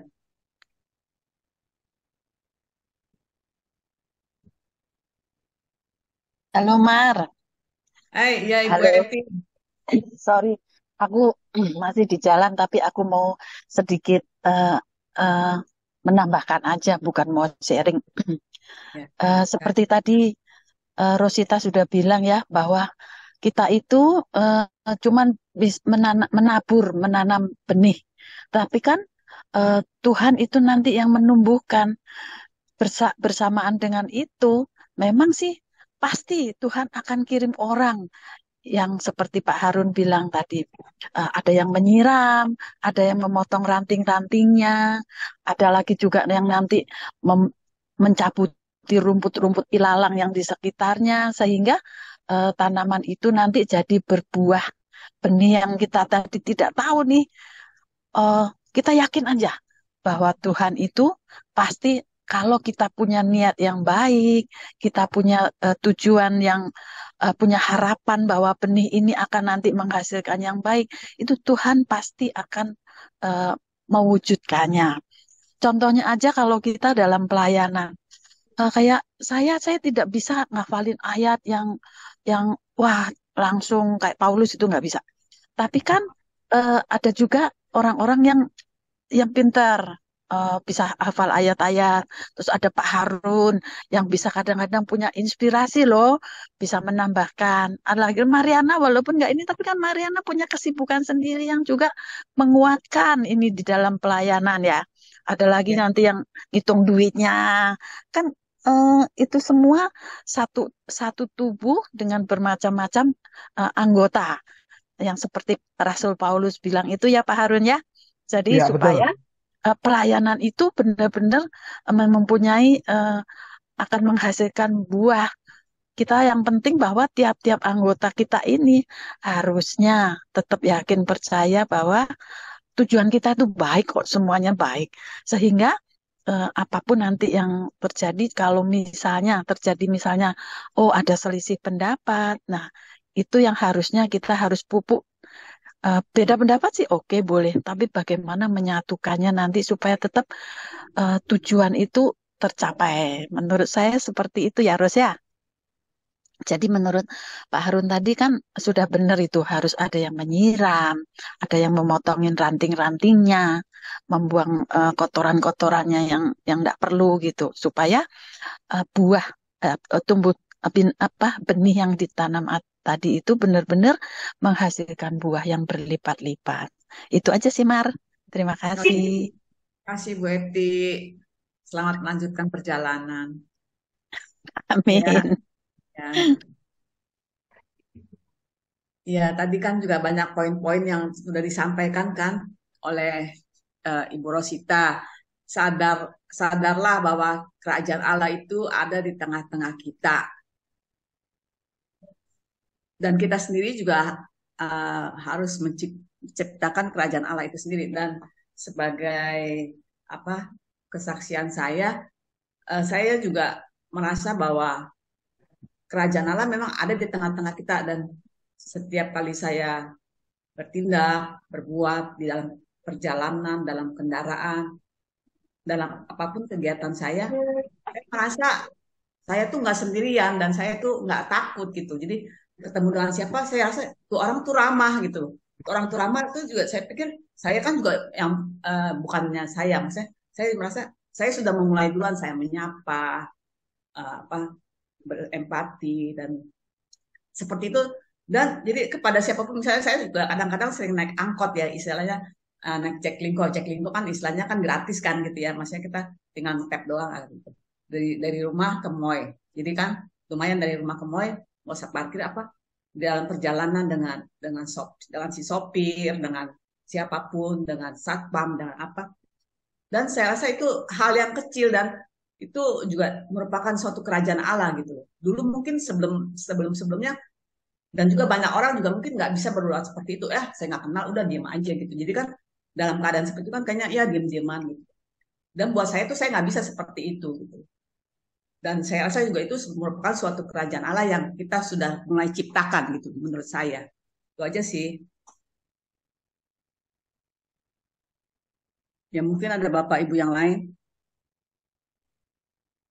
Dan juga ada poin yang kedua, apakah kita mampu merawat benih yang ditaburkan dalam hidup kita dan percaya akan kuasa ilahi yang memberi pertumbuhan. Itu poin yang kedua ya. Mungkin dari Bapak Ibu ada yang mau sharing mengenai hal ini.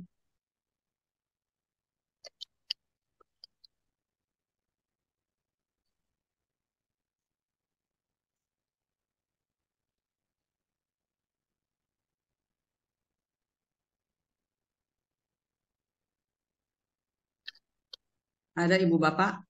Ada Pak Fianto nih, Pak Fianto. Malam Bu Rosita. Ya, Pak Fianto. Wah, bagus sekali nih. Sudah bagus sekali papasannya. Luar biasa, Bu. Sharing dong, Pak. Hah? So. Iya, sharing ya. Saya sih saya jalani kehidupan biasa lah, sehari-hari lah. Saya kalau bangun pagi, kalau jalan pagi yang saya ketemukan orang ya saya selalu nyapa dulu seperti kata Ibu tadi. Wah, nyapa, mereka senyum, biarpun dia pemulung juga pagi Bu. Akhirnya mereka juga wah happy lah mereka lihatnya, senyum kita menyapa mereka. Biarpun ya ketemu orang nyapa gitu aja, terus kita juga merasa bahagia gitu aja. Itu mungkin benih sesawi ya. Yang kita pakai tiap-tiap hari saya jalanin aja begitu Bu. Ketemu orang nyapa selamat pagi aja, semua itu cuma sederhana aja. Dan mereka juga senyum, ya kita juga senyum. Ya jalan terus ketemu orang ya. Tiap pagi kalau saya lewat juga mereka menyapa malah. Ya kita sederhana yang sambil berdoa lah ya. Dan itu aja sih yang saya jalanin tiap pagi. Jadi juga lebih santai ya Pak, yang nggak ada tegang-tegang ya Pak ya. Enggak ada. Luar biasa nih Pak Fianto nih. Saya dari kenal beliau ya senyum terus memang. Enggak lah. Kadang-kadang kita ketemu di jalan orangnya yang mukanya tegang, dia benges gitu, kita kan takut. Tapi kita panggil dia malah mereka senyum, jadi udah cair gitu loh. Kayak, wah udah nggak gini lagi. Kalau mukanya kan kita lihat, waduh ini kayaknya orang ini ngeri banget. Tapi kalau kita udah pagi Pak, oh dia balas kita malah dia senyum, ya udah kita rasa ya aman aja jalannya, cair. Iya. Ya Bu, menyapa. Jadi harus kita mulai dulu ya Pak ya, mulai dari kita dulu ya. Ya kita nyapa, seperti Ibu bilang kita menyapa dulu. Mungkin kalau kita menyapa kan mereka balas. Kadang-kadang mereka kan segan menyapa. Kalau kita ketemu orang apapun, dia mungkin pemulung ya kita panggil juga. mereka senyum juga dengan bahagia kayaknya kelihatan mereka kita panggil mereka. Ya itu kita jalanin mungkin ya ini kan sesama manusia ya kita dan apapun profesinya.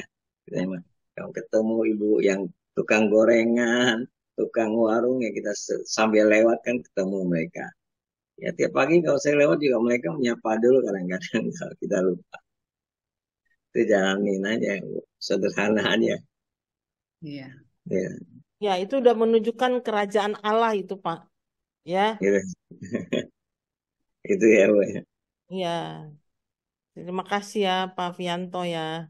Masa Bu, masih Bu Rosita luar biasa nih.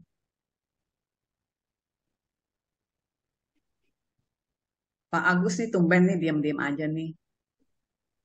Alis ada Pak Bambang juga nih. Pak Bambang gimana kabarnya Pak Bambang? Pak Bambang, udah lama nggak nongol nih. Ayo sharing, Pak Bambang. Pak Doni udah nggak kelihatan ya.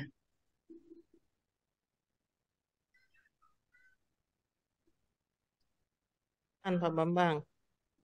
Ayo Pak Bambang. Selamat malam, Bu Rosita dan teman-teman. Ya, memang saya beberapa kali absen, memang karena sekarang saya bekerja lagi, jadi kadang saya mesti ke luar kota, ya, jauh ke Riau, ke Dumai. Jadi saya harus bolak-balik, jadi seringkali waktunya nggak pas. Tapi kebetulan hari ini saya bisa hadir. Bu Yunita juga sering mengingatkan kalau Pak Bambang lagi waktunya ada eh, agar bisa gabung. Jadi malam hari ini kebetulan Bu Rosita nih yang bawain. Terima kasih Bu Rosita ya. Jadi renungannya sungguh luar biasa. Memang Yesus menggambarkan tentang benih dan kerajaan surga ya. Jadi nggak mudah loh sebetulnya ini ya. Tapi Yesus memberikan gambaran dengan begitu sederhana. Mereka sehari-hari bisa ngelihat. Itu kan gaya khasnya Yesus gitu ya. Kebanyakan mereka kan di zaman itu kan bekerja di ladang gitu ya. Jadi benih, gandum dan lain sebagainya itu sehari-hari mereka lihat gitu. Yang menarik di sini tadi Bu Rosita sebetulnya udah sampaikan gitu. Benih itu kan firman gitu. Jadi pesan dari firman malam hari ini saya rasa adalah Anda dan saya, jadi kita semua ini diundang menjadi penabur firman lah gitu. Kita menyampaikan firman yang kita sudah pernah dapat gitu. Jadi kita diundang menjadi penabur-penabur benih atau penabur-penabur firman. Kita nggak perlu khawatir, seperti tadi Bu Rosita sebenarnya kasih contoh gitu.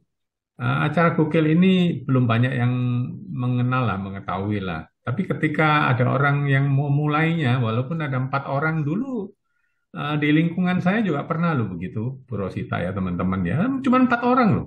Tapi kita tetap jalan gitu. Tapi lama-kelamaan ya, mereka akhirnya mungkin cerita ke teman-teman yang lain. Sehingga sekarang kalau acara Gokil, minimal dihadirin itu antara 11-12 orang. Jadi dari 4 menjadi 8-12 gitu.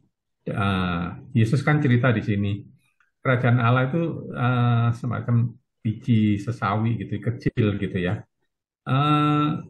Kalau kita ingat 2000 tahun yang lalu, ya, Kristen atau Katolik ini kan dimulai dari 1 orang loh Yesus.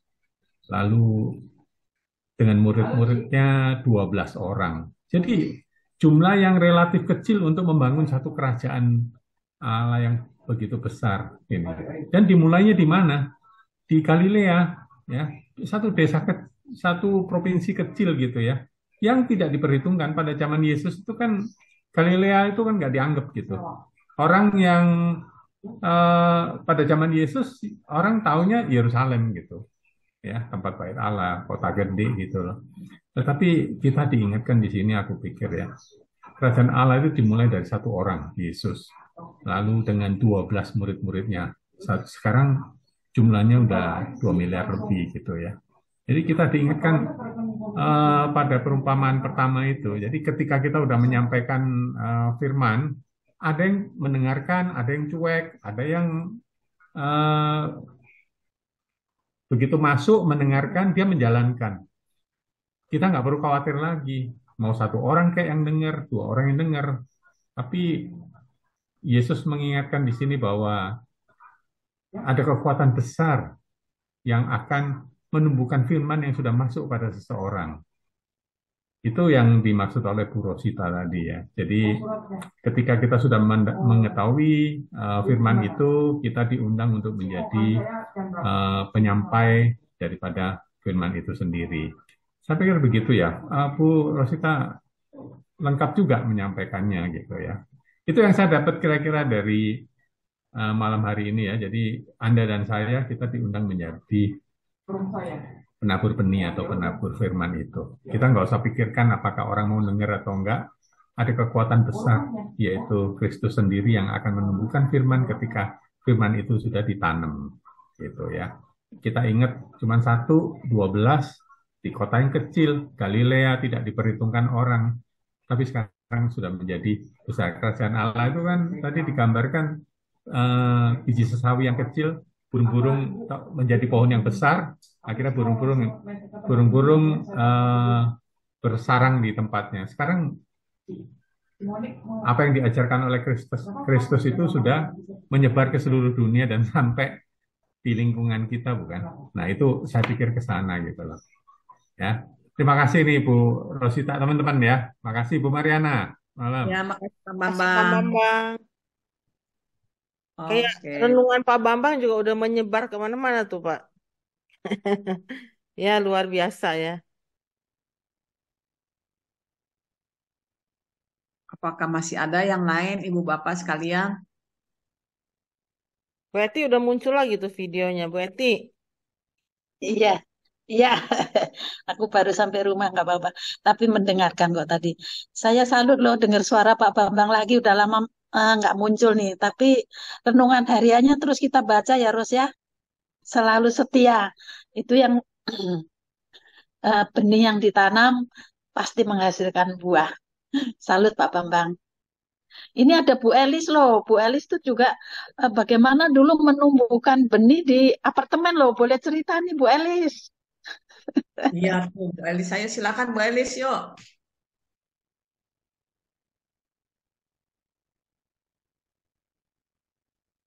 Nggak dengar dia Ya, kali ya. Bu Eti, Ayo Lis. story-nya udah lama banget, udah lupa. Ya memang pastinya dulu kan di apartemen ini ya, kita kalau di rumah berbeda situasinya kan, dengan di apartemen kan masing-masing kayaknya individu susah untuk dikumpulin gitu kan. Ya, ya perjuangannya sih waktu itu PDKT lah, PDKT, datengin, kunjungin warga dari warga satu ke warga yang lain, kita berusaha untuk bisa merangkul mereka gitu ya. Akhirnya lumayan ya ditemani juga dengan adanya si Marcel ya, Bu Eti. Marcel kan akhirnya jadi kaling yang pertama juga. Kemudian sebelumnya kita belum jadi lingkungan berdiri sendiri, tapi masih bergabung dengan yang lain. Waktu itu Ibu siapa ya saya lupa dari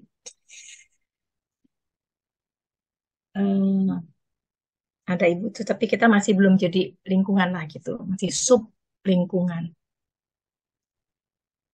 Kita saling berjuang bersama-sama lah dengan teman-teman yang pada saat itu sudah ada. Ini sorry suara saya juga masih belum ini ya, belum sempurna nih, belum bisa bicara panjang dulu. Lagi Itu nggak enak aja. badan. Suaranya Hah? lagi hilang. Iya lagi agak serak-serak. Oh, Oke, Bu Dan Elis, kasih banyak ya atas sharingnya mengenai ya, hubungan. buka ini ya buka video. Terima kasih.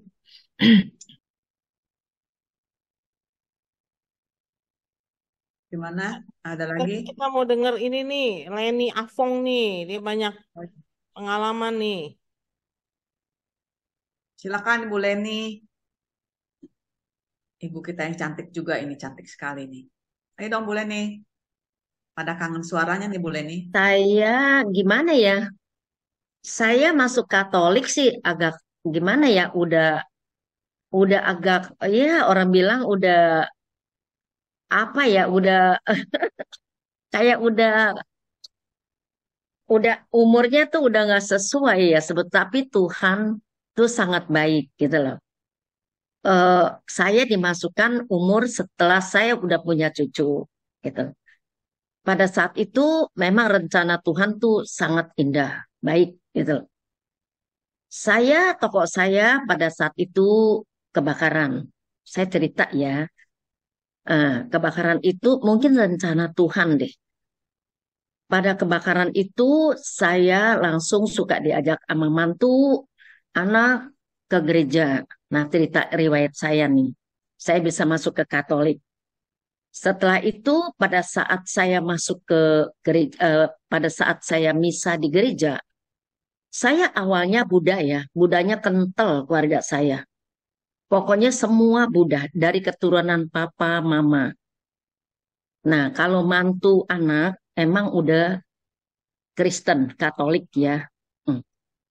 Setelah saya dibawa suka ke gereja, setelah saya kebakar toko itu, mantu saya kan tinggalnya di Surabaya. Saya suka diajak ke gereja. Pada saat itu saya diajak ke gereja, saya berasa saya suka cita ya. Kok kalau kalau doa Bapak kami, saya tuh nggak ngerti, tapi saya keluar air mata gitu loh. Saya merasa terharu gitu loh. Kok nggak sama kayak Buddha ya? Kalau perasaan saya. Kalau Buddha kayaknya asal sembahyang langsung pulang. Nggak ada rasa apa-apa. Tapi kalau ini, kalau di gereja, baca Bapak kami gitu, doa Bapak kami, saya bisa keluar air mata. Nah setelah itu saya merasa kok saya tertarik ya agama agama Katolik ini gitu loh. Terus anak saya lihat seperti itu, saya bilang, kok Mama kenapa ya kalau di gereja kok saya rasanya lain ya? Sepertinya saya suka cita gitu, suka keluar air mata, meresek gitu loh. Terus anak saya juga nggak ini, apa sih, tahu Mama sih udah mulai gerak nih seperti itu. Dikasih puji syukur. Kan anak saya di Surabaya. Nah, pada saat saya di Surabaya itu yang diajak ke gereja, saya dikasih puji syukur, dikasih juga apa Alkitab. Mama, mulainya mah ke gereja ya, katanya. Kalau di Jakarta kan anak kan kawin sama orang Surabaya, jadi tinggal di Surabaya. Nah, pada saat saya ke gereja tuh di Surabaya. Saya mau pulang dari Surabaya ke Jakarta, Mama ke gereja ini aja mah ada 3 loh mah kalau di gereja Jakarta. 1 Yakobus, 1 Kim Taigon, 1 lagi P2 mah. Mama mau yang mana? Maksudnya pergi deh mah apa coba-coba ke gereja gitu. Bawa buku mah, bukunya buku ini buku Mama baca yang Bapak kami, terus Salam Maria 5 katanya mah, 1 lagi yang kemuliaan itu mah kata ikutin. Nah saya ke gereja bawa buku itu loh. Tetapi saya bilang saya mau pilihnya Kim Taigon aja deh. Saya bilang seperti itu. Pendek kata saya tuh mulai ke gereja deh ke Kim Taigon. Saya numpet-numpet, pokoknya malu gitu loh, nggak ngerti karena saya eh, nggak ngerti sama sekali. Saya ajakin suami, mau nggak kamu ikut saya? Kamu kan Buddha, saya nggak bisa paksa loh, biarin suami istri. Kalau kamu mau ikut saya bareng, oh mau, saya mau ikut kamu katanya, mau ke gereja. Nah, pada saat itu saya mulai ke gereja. Adik saya si Penny pada saat itu juga ikut loh, mau ikut. Saya juga mau ikut ke gereja barengan yuk katanya. Saya mau ikut juga jadi Katolik. Luar biasa saya bilang. Sekali tarik saya sekali ambil saya 2, 1 suami saya, 1 lagi adik saya gitu loh. Nah, saya minta izin loh ke adik-adik yang lain, ke saudara.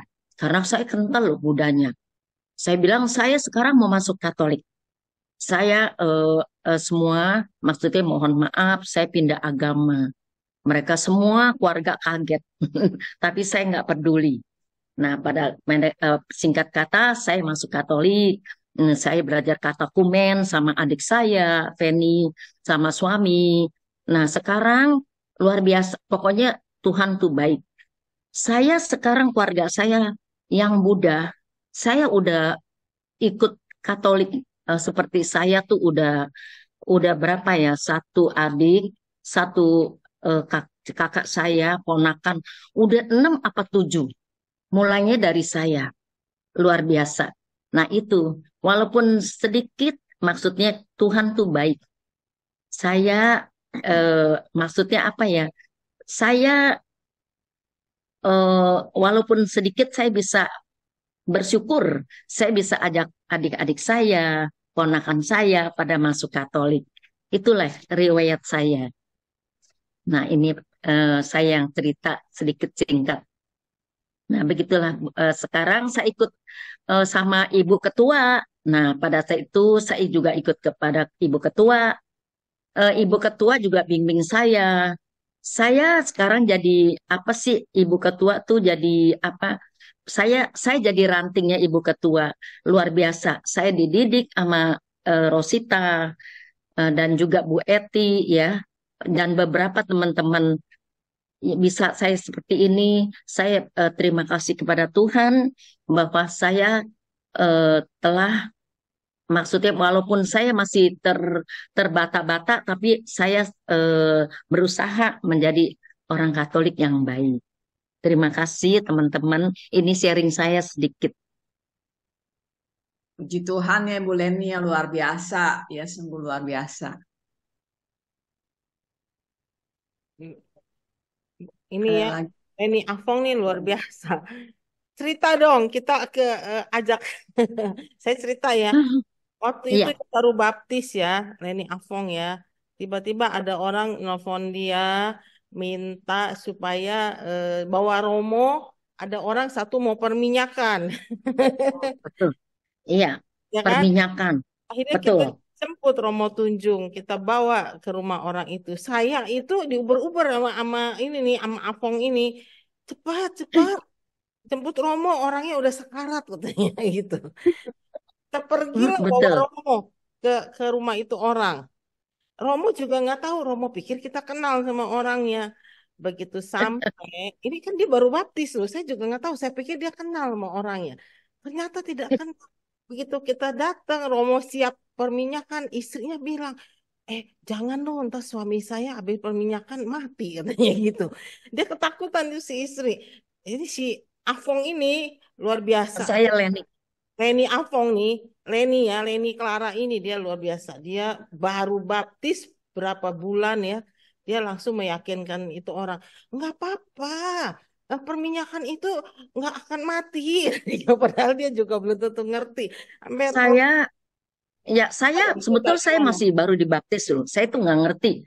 Peminyakan saya tahu, tapi arti yang dalam itu saya kurang ngerti. Pada saat kita pergi, saya ajak Ibu Ketua sama jemput juga Romo Tunjung. Kita jemput karena mau peminyakan orang yang udah sekarat gitu loh. Pada saat itu istrinya nggak kasih kita, maksudnya nggak kasih kita peminyakan. Maksudnya asal mungkin pikiran tuh istri, kalau peminyakan itu akan meninggal gitu loh, seperti itu. Tetapi kita datengin. Untung si suaminya itu yang sakit itu mau. Dia bilang saya mau peminyakan. Padahal kita tunggu lama ya. Ya nggak keluar-keluar kan.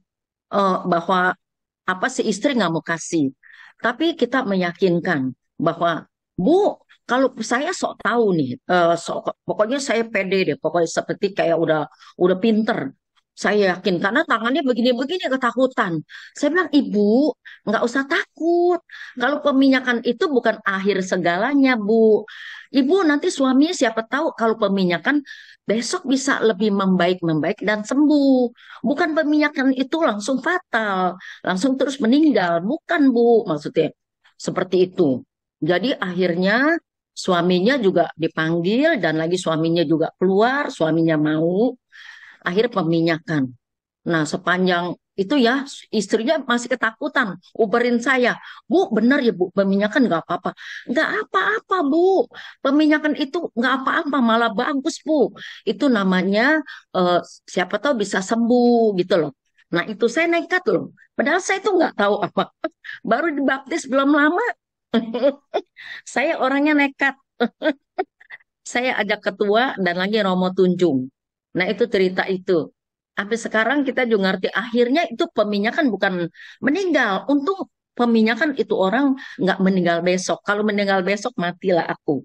Aku yang udah maksudnya kasih dia maksud kekuatan maksudnya. Kalau peminyakan kekuatan itu bukan saya dicari loh maksudnya. Itu ibu katanya gara-gara saya. Tetapi untuk Tuhan baik loh. Dia meninggal setelah hampir setahun. Setelah peminyakan, meninggal setelah hampir setahun baru dia meninggal. Karena kenapa? Dia sakit udah kanker. Kanker stadium 4 udah fatal. Memang udah parah gitu loh. Tetapi puji Tuhan, dia meninggalnya setelah peminyakannya udah setahun lebih. Jadi kita orang semua maksudnya nggak salah lah seperti itu. Romo pun takut loh. Takut kalau di peminyakan besoknya meninggal. Si Romo juga merasa nggak enak gitu loh. Gitu cerita kita. Nah itulah cerita singkat kita. Saya orangnya nekat Bu. Pokoknya ibu bapak saya orangnya nekat. Walaupun nggak tahu tapi saya sok tahu. Tapi untung eh, saya belajar berani karena ada ketua saya. Terima kasih ketua atas Oke. selama ini saya dibimbing. Itulah Bapak Begitu. Ibu, Terima kasih. contoh apa? Tuhan memberi benih, dia bisa berkembang menjadi pohon besar. Ini salah satu contoh ini. Bu Leni ini, dia ya baru baptis tapi dia sudah berkembang kemana-mana karena iman. Dan dia tulus dengan iman itu dia mau melayani. Dia mau menjadi alatnya Tuhan. Itulah contoh ya Bapak Ibu ya.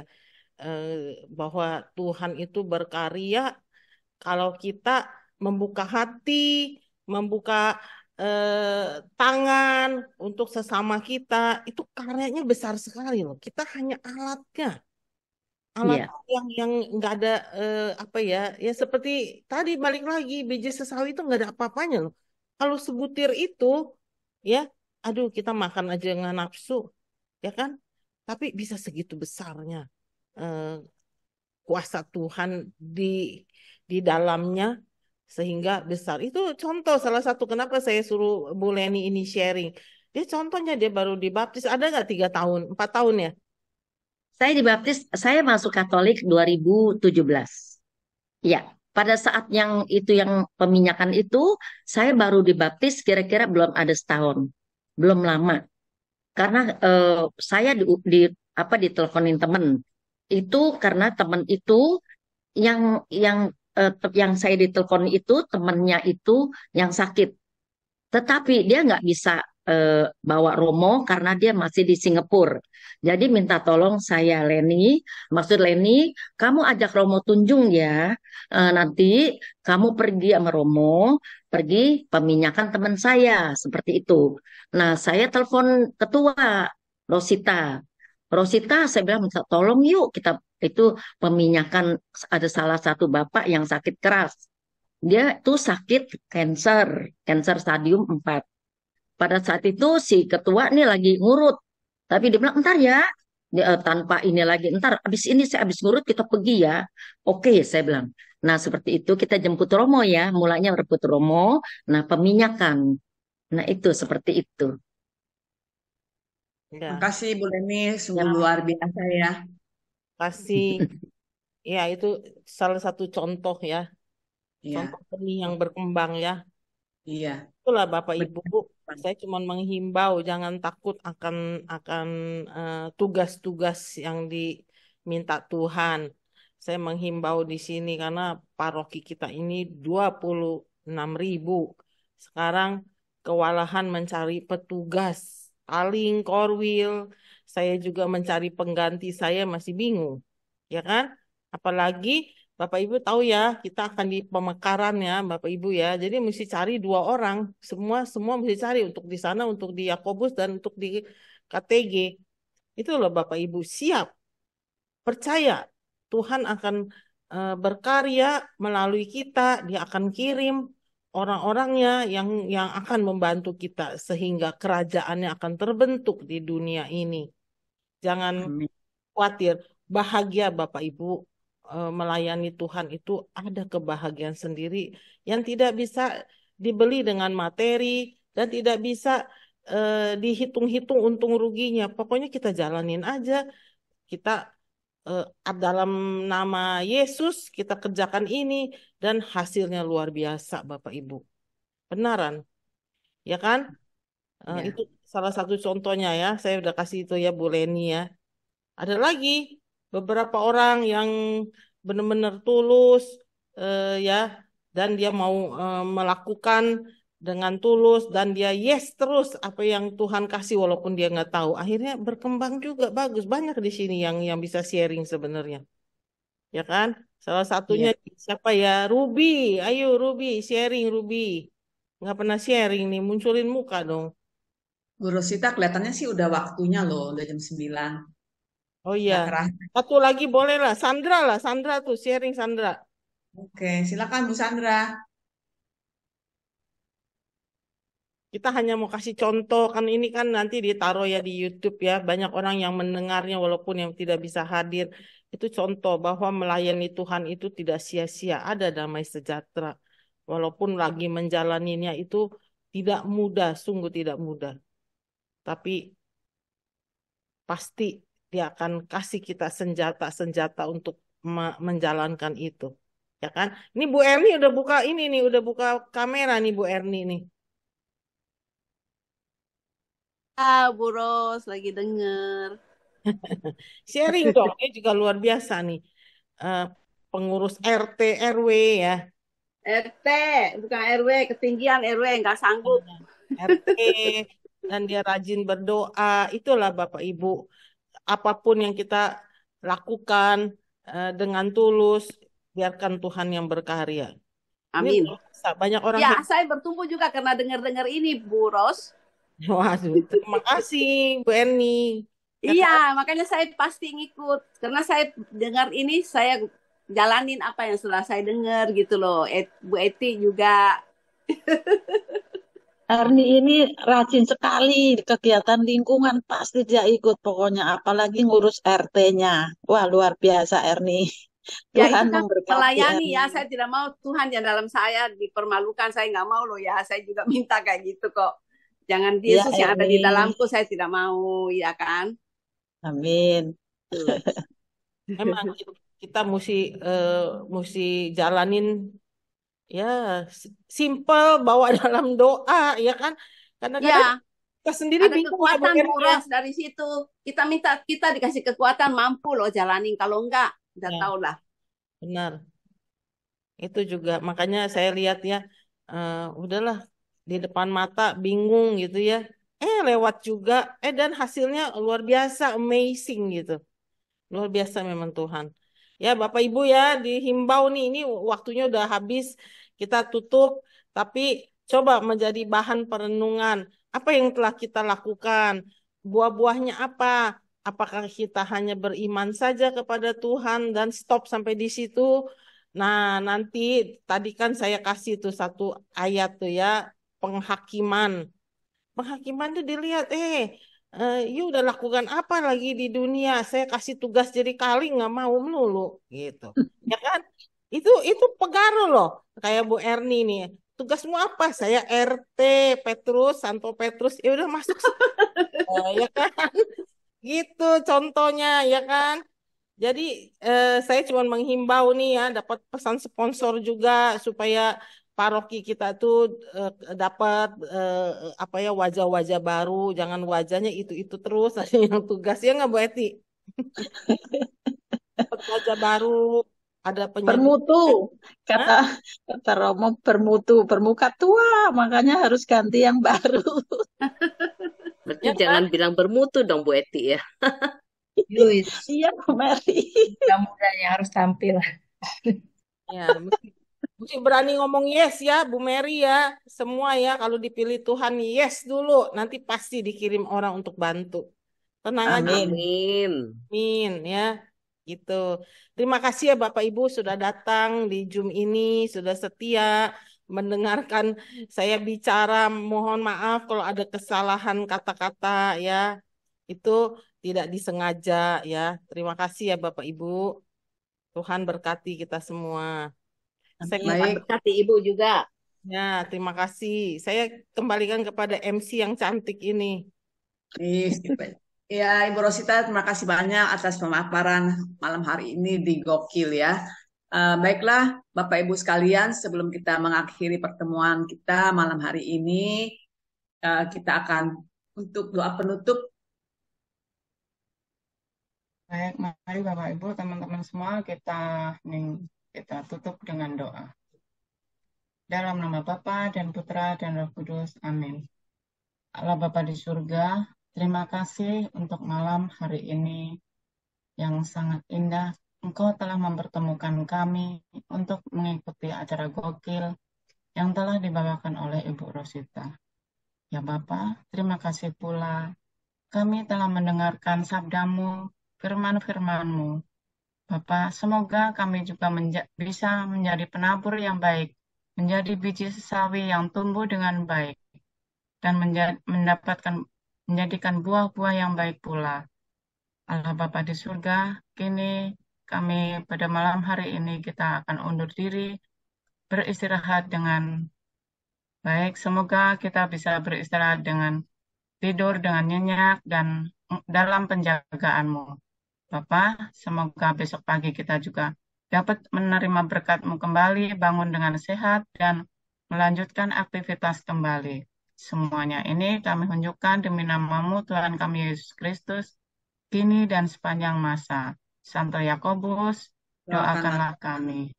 Kemuliaan kepada Bapa dan Putra dan Roh Kudus, seperti pada permulaan, sekarang, selalu, dan sepanjang segala abad. Amin. Dalam nama Bapa, Putra, dan Roh Kudus. Amin.